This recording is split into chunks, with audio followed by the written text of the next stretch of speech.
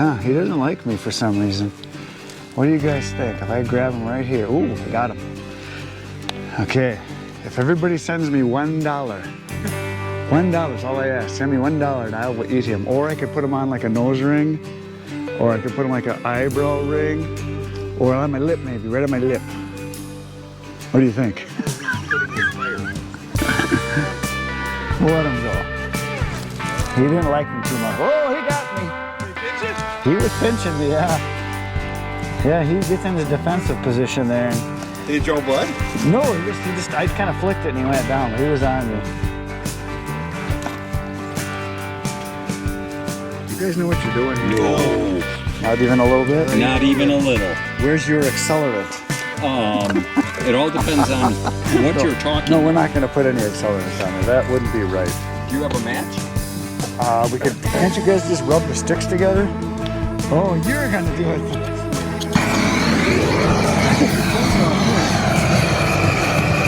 Now that's how we start firing. Absolutely. Wisconsin. There you go. Oh, that's got heat right now too.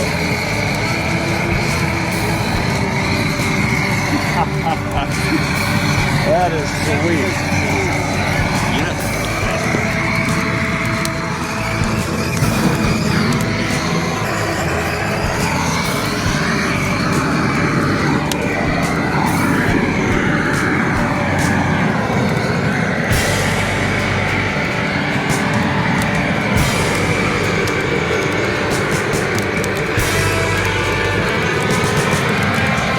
You got a license for that thing? Absolutely. You want to see it? Come No, closer. no, I'm good. In the Army, you would have been a great, one of the guys with the flamthrowers. You would have been, yeah, let's burn them. This is my small one. Oh. We have the big one. Oh, I bet you got a big one. No, the smoke's blowing in my face. Hey, that's okay. Oh my gosh, this is just like a circus. You're like a magnet. Yeah. All of us have YouTube channels, and we had this idea, I had this idea, we talked about it, and we all agreed this would be a good thing to do a chat for all of you to hear. The title of this is basically, how has YouTube, not tubed. You can be tubed. The YouTube. How has YouTube changed your life? And a lot is the answer. Absolutely. A lot. Totally changed things for all of us in different ways. So what are our channels? Talk about that. Start with No, Harry. Harry. You go first. Harry, So my channel is a Driftless Homestead right here, Driftless Homestead. because it's based in the Driftless region of Wisconsin. It's in 4 states, Minnesota, Iowa, and Illinois, a little bit in Illinois. And then, that's basically where the channel's based out of. And then I do a lot of firewood, but then I do a lot with mushrooms, whether it's foraging for mushrooms or growing mushrooms, and then hunting. I haven't completely separated any of the sportsman stuff out like Chris has, but that is an intention because sometimes when you cross stuff, people will be offended by that type of thing. Yep. So that's basically what we do. Driftless Homestead dude. There he is, Harry. Mike. And I'm Mike from KNL Firewood. That's 3 letters. 3 now. letters, KNL. Okay. K is for my daughter Kim, L is for my other daughter Lily. Started a Firewood channel business and have been doing that. Our stuff's about to burn. Camera's gonna start on fire. He's just worried about the earphones. Anyway, we started a Firewood business and started a YouTube channel right behind that, and we've been doing it about a year. Cool. I'm Chris, in the Woodyard, Firewood forever, YouTube for 2 years almost. Yeah. That's it? Well, in the Woodyard, that's my channel. Oh. Everybody knows who he is. No, they don't. Well, I'm Tony. I'm starting a new channel here, and it's going to be called Tony's Cool Tools. There you go. There you go. So that's all of our channels. Next, let's first of all talk about how we got into firewood and why. We'll try to keep that. We'll each do that. So Harry, you go first again. So when I was a kid in the city of Kenosha, we used to, my dad put an add-on furnace on the house, and we used to burn wood at the house there. And what's kind of interesting is my dad didn't cut wood, and he didn't buy wood either. He kind of like scrounged for it. So for years we did pallets, and they have all the chemicals in the world spills on a pallet. We burned it. We burned it in our fireplace. And then the company he worked for was getting rid of wooden hammer handles to go to plastic hammer handles. So one day he brought home truckloads of hickory hammer handles, and we burned those. Boy, did we have a chimney fire! Wow. Yeah, so I grew up heating homes with wood, and then as soon as I had my own house, I had gotten it. And I think that the natural progression for most people that heat with wood is, boy, I got this expensive boiler, or I'm heating my house with wood, and I got this equipment to produce wood. The next step is to start selling wood. So I think that's just a natural progression amongst people who heat with wood. So that's where that brought me. I got a firewood stand, and next year probably be selling face cords, but right now it's just bundle wood. So we started burning at our house because we put in a central boiler 10 or 12 years ago.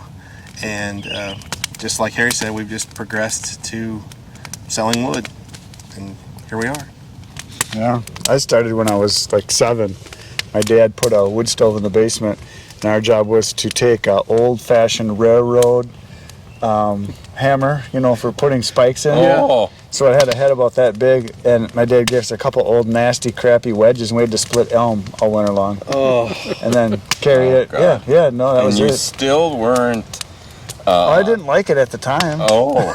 But yeah, and carry wood in the basement and basically help my dad cut firewood. And I've always been a pyromaniac. My favorite thing to do was to go make a fire in the woods by myself, take a can of beans and a hot dog, or with friends, whatever, and make fires. And then from there, I helped my dad do wood, the whole time we were there. And then when I moved out, having fires in the backyard, and then we bought our first house, had a fireplace, started burning firewood in the backyard, fire pit, and then every time camping, and started cutting wood, and got so much I had way more than I was ever going to need. My wife says, "You got to get rid of some of that wood. It's just ridiculous." Now it's 40 face cords, and I sold it all, and now I do a lot. So now I'm here with these guys. Thank you for sharing. Are you step? Can I have a tissue? Oh, absolutely. Mine was different. I was basically born in Chicago, lived in Chicago, and we had 4 flat apartment buildings, and my father had gas heat, a Siegler heater in the center of the apartment building. But the tenants that we had, they had coal and wood burning stoves or heating units. And they would go out and get pallets in Chicago and break them apart and burn the pallets when they couldn't afford the coal. But I always loved watching them. And so fast forward about 25 years or 30 years, and hunting places are hard to find. So one of the things that we did was we had a hunting club, and we would get farmers to let us hunt on their property in exchange for labor. And the number one thing that they liked was firewood. And so we would cut firewood for them. We'd also put up hay, we'd mend fences, all the things that you do on a farm. But the number one thing was doing firewood. And that, I just love that. And I love all aspects of wood. And when I retired, I bought a house and put an outdoor wood boiler in it, and just love feeding that. And then just started collecting more wood, and got a couple of stands out in the last couple of weeks, so we'll see how those do, and try to sell some firewood, building inventory right now. And dang, is it getting hot here. Yeah, I'm almost on fire. Yeah. We better scoot back a little. We look better farther away anyway. Yeah, that's true. Or in the dark. That's what the women say. In the dark, with a bang on her head. That all helps. Okay, so then the next thing is that let's talk about, we got the firewood thing there a little bit. Let's talk about when we started our businesses.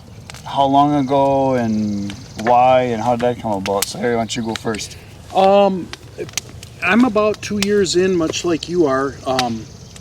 But I haven't done it with the zeal that you have. Not YouTube. I meant firewood. Oh, the firewood.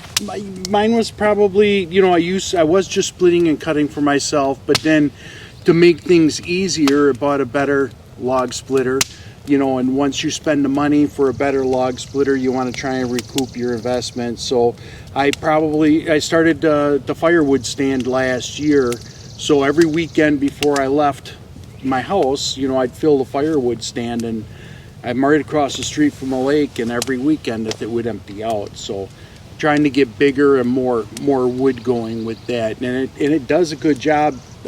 Last year I was at $5 a bundle. Currently I'm at $5, but I bought signs to go to $6. And for all you people out in the YouTube world or watch this, consider raising your prices. We all need to. Yeah, it costs more to produce it. Costs more to produce it. Costs more to buy truckloads of firewood, because diesel fuel, the truck bringing it to you. But it's just it's something. You may sell more than the guy down the road if you're $1 or $2 cheaper. I've got some places that are selling it for $2 a bundle. I got pictures of, and I don't think you're doing anybody any good, including yourself, because you're just working hard and not getting enough pay. Mm-hmm. So what about you with your business, Mike? We same kind of story. We're starting to burn firewood at our house, and we had tree services bringing us wood, and we had more than we could consume. So I just thought, well, why not try and sell some? And we did, and it sold really fast. The little bit we had the first year. So this is our second calendar year of actually selling wood, and it's gone great this year. Last weekend was Memorial Weekend. It was very busy for us. I think it's a great little side hustle. It's fun to do. I see it growing in the future. I don't think it's going to get any cheaper. I think more people are going to be camping. Fuel costs are going through the roof. So it's a good little side hustle. Yeah, it is. It's a good way to make some side money. I started mainly because I love doing it, and thought I could make some extra money just getting rid of extra wood that I had, not even thinking that it would be a thing to do the next year again, just to get rid of my extra wood. And then it sold so fast. I was like, wow, I think I could do that again. So then the next year I doubled and doubled and doubled and doubled, and I've been at it now for, 7-8 years selling wood. And now it's become almost a full-time business. I got that much. I could work 80 hours a week on it if I wanted to, and I sell everything I produce pretty much, so it just keeps growing. But I'm in a good market area. What are you on track to make this year? Not money-wise, cords or probably volume. 600 face cords. Yeah, it's a bunch of wood, and I could sell more. Yeah. I only do an ad on Craigslist. I don't do anything else. I don't do Facebook Marketplace. I don't have a website. I don't do anything. Word of mouth and an ad that I take down when I'm gone, and I say no to some people once in a while. I just can't do it, and I try to get back to the people as fast as I can, and it just keeps growing. But the biggest thing that I always tell people, you got to have a market for it. You got to be in a place where there's people. Yeah. It's like a restaurant. there's great restaurants. We went to one today for lunch. That's it? It's a ways from here, and it's a little bitty speck on the map, crossroads basically. That's it. Great food, great ambience, great place. Support those businesses. And there was like 3 or 4 other people in there. That's it. Yeah. So you got to have bodies. Yeah. That's for sure. So what are you doing now? Well, the biggest thing for me was to save LP costs. LP is getting extremely expensive, and even the guaranteed pricing that you do, contract pricing, is getting very expensive. I just looked. I think it's gone up 200%. Oh, I could easily see that. Yeah. This year, I just did. I looked at that. LP was 200%.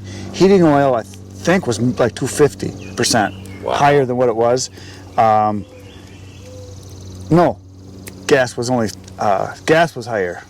It was the oil, heating oil, and gasoline was 85% increase.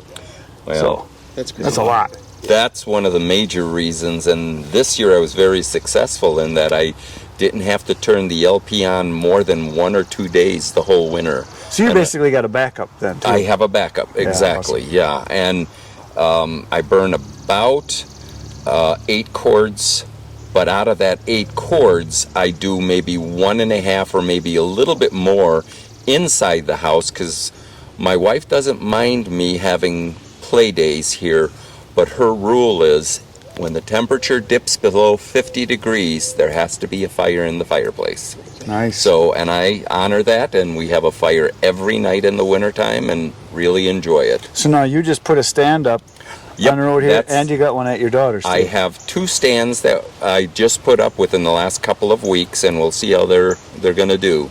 Okay. Joe from Ohio Woodburner and Adam just had something talking about don't get discouraged if you don't get sales immediately, because people have to find your or find your stand and then have a need for the wood. So it could take a while. Right. And we'll see. And that happened with my brother. He had a stand up for almost a year and sold very little. Like the first month or 2, sold nothing. Took him quite a while. And he's on a little bitty town, kind of a road that nobody drives on, and now he sells quite a bit just on his roadside stand. But then he also supplies people for heating that he delivers. But the stand, he calls it his beer money, because it's every day there's some money in there.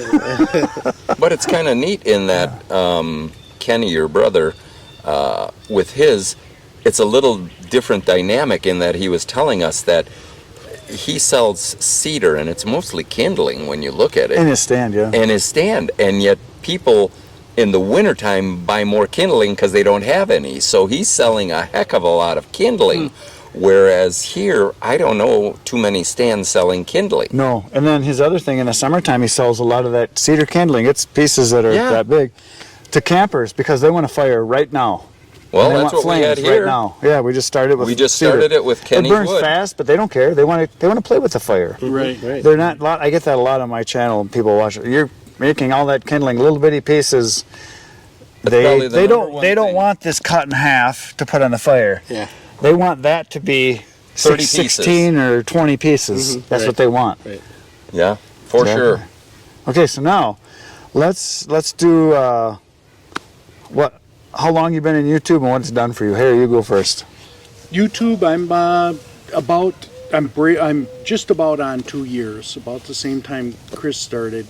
And what it's done for me is meeting people, and creating friends, like these 3 guys here, I met Chris, I went over there, kind of figured out where he was, talked to him, and then next thing you know... So you were a stalker, Yeah. just like I was. Yeah, then Chris introduced me to Tony, which is amazing how small the world is. So Chris is like, yeah, call this Tony guy up, whatever. And then come to find out that Tony and I live like 5 minutes apart from each other. And then it gets weird. Then it gets weirder. It gets weirder. Then my hunting land that I'm at every weekend is kitty corner, just basically touches the place he hunts at in Richland Center, Wisconsin. And I've How been far away? watching you for about 5 years, coming into your hunting stand every hunting season, and not knowing that it was you. Right. Yeah, how far That's away is that? 120 It's miles about- away. It's crazy. They live next to each other and they have property next to each other, Yeah. 120 miles away. Yeah, and it was just bizarre the way we. Well, I live there too. Well, that's the street I live on. Well, that's and Yeah. I'm at the end of the road. Well, we're next door to One you. before the end of the road. And then, and you both use steel chainsaws, which is not that unusual. You both have Easton-made processors, and you both used to be male dancers. So Yeah. Well, that's it. you got that. Only I wore G-string. He didn't have any clothes on. Oh, he did the full Monty. Yeah. Nice. And then he introduced me to Mike. I've seen Mike's YouTube channel, but then also he's like, hey, this Mike from K&L Firewood's coming up. And then I came over, had dinner with him, nice visit, and Mike and I have done some things other than that. That everybody talks about the community working together. Mike made a deal for a wood wrapper to make bundle firewood, and he set up the deal, and I thought, we're not paying shipping on that. And I drove to Minnesota, picked him up, and then drove down to Rockford and delivered him his. Yeah. So Nice. it's nice that we could work. I mean, I don't know what it is. But you you watch hear somebody- stories of that all the time. Yeah. Fixing chainsaws, getting products. It's getting ridiculous. Hey, you're the one who wanted this. Well, we were over there. We were on the good side of the fire Yeah, before you made us exactly. move. Wind was blowing that direction when we set up. Yeah. So what about you, Mike? Go ahead. my YouTube channel is about a year old. I think I started in July, so it's almost a year. I guess what it's done for me is at home it keeps me accountable. I kind of said that I was going to put out at least a video a week, so it makes me get outside and split wood or cut wood or do something firewood related, where before I would just go out and cut whatever I thought I needed for that upcoming winter. But now I'm out there more often, getting more exercise, making some side money, and then of course the friend thing that is probably the most unique and I don't really know the word for it. It's The camaraderie. camaraderie. There, that's just it. unbelievable, and it's throughout. You talk to whether it's Firewood in the Furnace or Dan's channel, Dan's Back 40. No matter what part of the country they're from, That's it's it. similar. It's very similar. And I didn't know there was that many crazy people out there. I thought it was just us. That's it.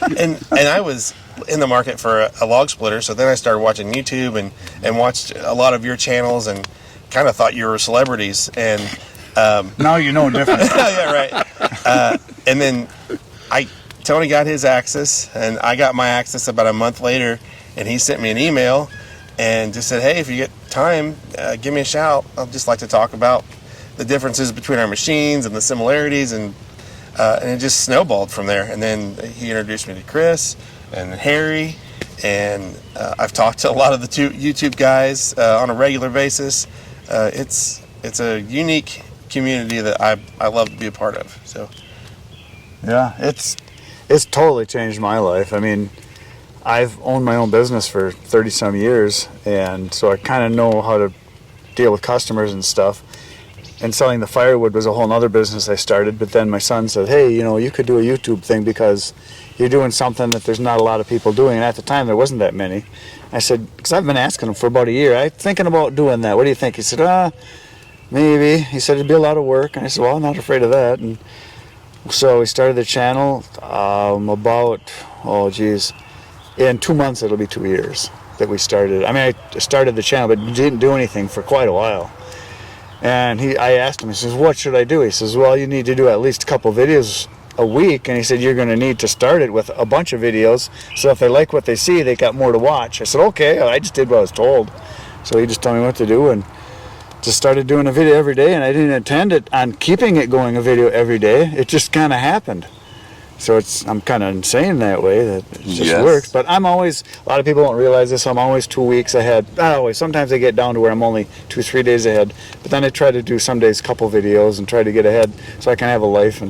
But the biggest thing I've gotten out of YouTube, number one by far, is all the friends that I've made. And all over the United States, world I should say. I get people that are sending me emails and messages and presents, and it's weird. It's the weirdest thing. But I've gotten to know some really nice people. And too bad they're not here. Kind of dig you a little bit. Oh, no, they're all great guys. I've never met anybody in the firewood business I didn't like. They're all super nice people. They're all very giving people, hardworking people. I've met people like, one of the other things that I mentioned is that, people in different parts of the country. Jeremy from out in, hi there, guy.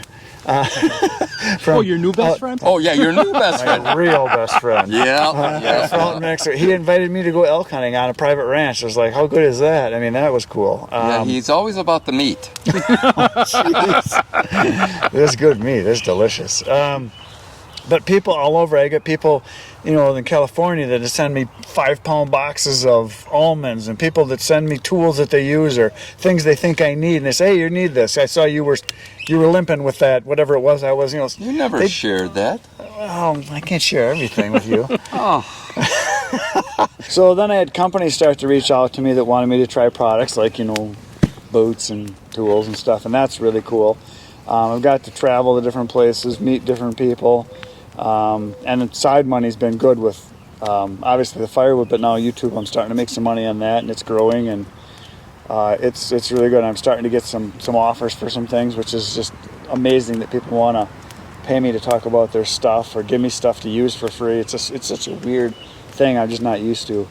And everybody thinks, I've had people come to my wood yard because they want to work and they think it's something special. It's a wood yard. it's just not what they think it is. But you do give out free water. In the creek, you gotta go to the creek. Maybe some gum, maybe. And, yeah, maybe some gum. So Yeah. yeah, it's changed everything. And I don't have any free time anymore. That's probably the negative part of it. I literally get up in the morning. First thing I do is turn my laptop on, answer comments for an hour, maybe 2 hours, because I want to do that as long as I can. It's getting harder. And then I work all day doing videos or doing work or my other business. And then as soon as I get home, usually by dark, 8:30, 9 o'clock, I get back to answering comments, do that. Then I edit till midnight, 1 o'clock, 2 o'clock sometimes. And that's how every day is. Yeah. Every day. Yeah. He's like, are you nuts? But I have an unfair advantage. Number one, my kids are grown and gone. My wife's got her own hobbies. She's busy doing what she does, and I like doing it. It's fun. I mean, I want to do more of it. I wish I didn't have to sleep. I wish I could go 24 hours a day. I'm weird, but you knew That's that. for sure. Well, I wanted no part of YouTube. I was a user. I like to get information from them, but that's about it.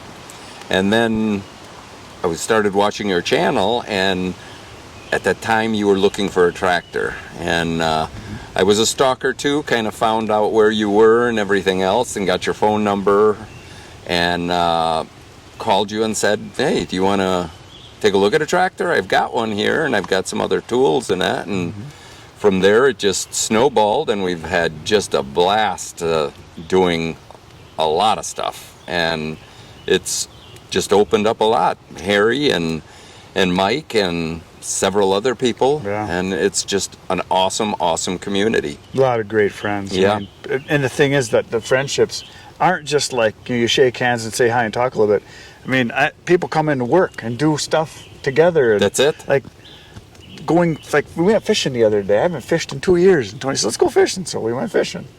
Stuff like that. It's just so cool. It's just amazing how things have changed and will continue to change. I'm sure there's without a doubt, a bunch more to come. Yep. So that's it for today, folks. Hopefully you learned a little bit about us and what YouTube has done for us and changed our lives. And I think that we're all very grateful to be part of the community. Absolutely. And you should go to Harry's channel, Driftless Homestead, watch his stuff. Mike's channel, KNL. 3 Firewood. letters. I'm in the woodyard. Tony's Cool Tools. Cool Tools. Tony's Cool Tools. Let's say it more. Tony's Cool Tools. Everyone Tony's say it. Cool Tools. Tony's Cool Tools. Tony's Cool Tools. There you go. Woo!